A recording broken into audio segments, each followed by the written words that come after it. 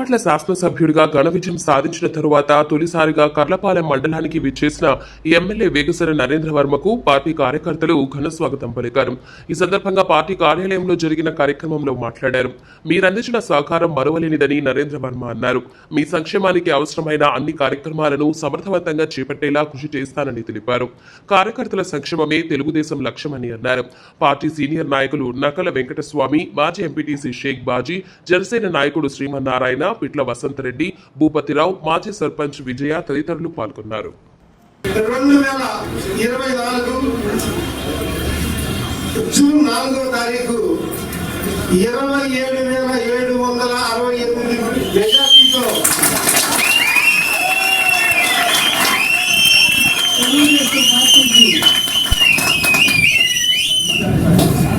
విందు భోజనం దొరికింది మనందరికీ. అవునా కదా? ఆకలి తీరితే చాలు, ఏదైనా ఇంత అన్నం దొరకపోతుందని మనం కష్టపడితే ప్రజలందరూ పంచపక్ష పర్వణాలతో విందు భోజనం పెట్టారు.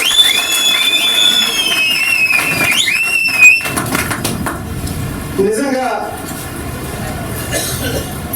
ఇది నేను మీకు ఒకటే చెబుతున్నా, తెలుగుదేశం పార్టీ సైకిల్ గుర్తు మీద ఓటేసిన తెలుగుదేశం పార్టీ సైనికులు, జనసేన పార్టీ శ్రేణులు, జన సైనికులు, అలాగే భారతీయ జనతా పార్టీ శ్రేణులు సైకిల్ గుర్తు మీద ఎవరైతే కసితో ప్రేమతో ఓటేశారో ఈ నా విజయం వాళ్ళందరికీ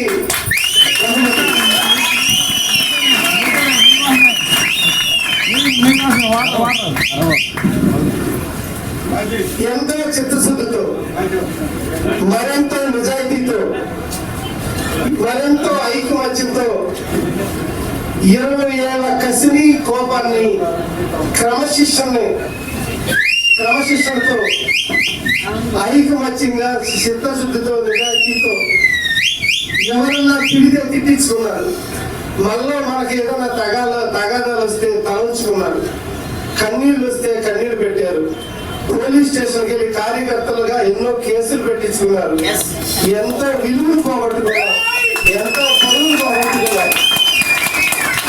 అయినా ఎలక్షన్ కోసం చిత్తశుద్ధితో తల వంచి పనిచేశారు. మీ అందరికీ నేను తల వంచి చూస్తాను.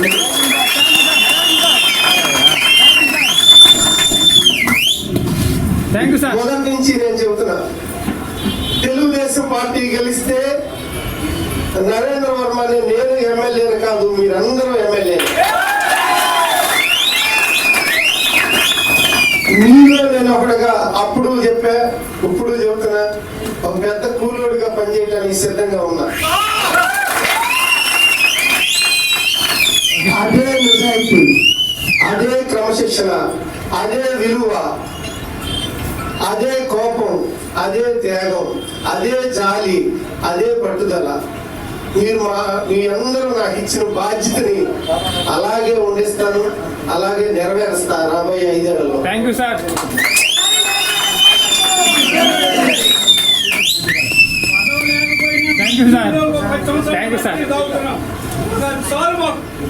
ఇప్పటి నుంచి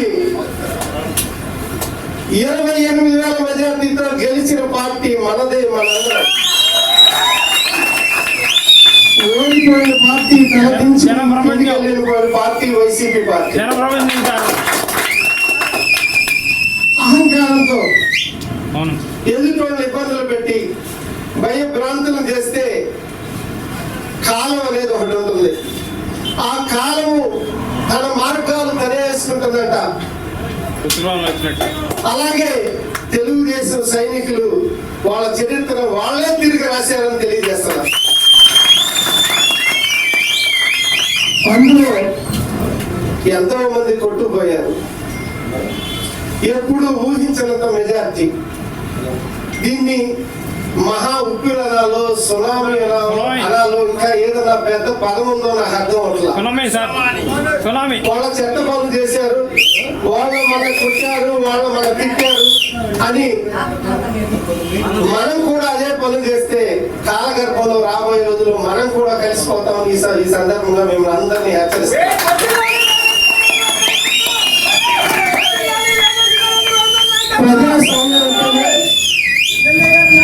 ప్రజాస్వామ్యం ప్రజల చేత, ప్రజాస్వామ్యం అంటేనే ఈ ఓట్లు పండగంటేనే భారతదేశంలో ప్రజాస్వామ్యానికి ఉన్న విలువ ఎంత గొప్పదో మీకు తెలియజేయాల్సిన అవసరం ఈ రోజు నాకు ఉంది.